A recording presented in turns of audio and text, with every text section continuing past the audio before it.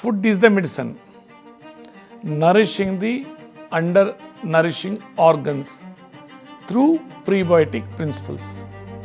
In Neo Ayurveda, adopted both prebiotic and probiotic principles with meditation, pranayama and diet by adopting principles of allopathic science and the age-old Ayurveda and its herbal medicines defined in classical literature or what we call Vedic literature.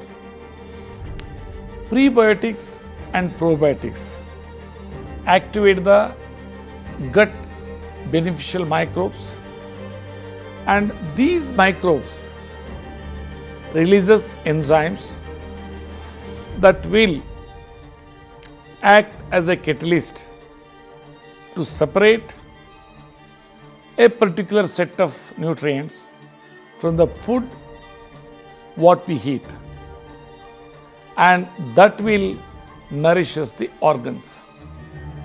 According to me, unknown undernourished organs stop releasing a particular hormones that is essential to nourish kidney, pancreas or any organs.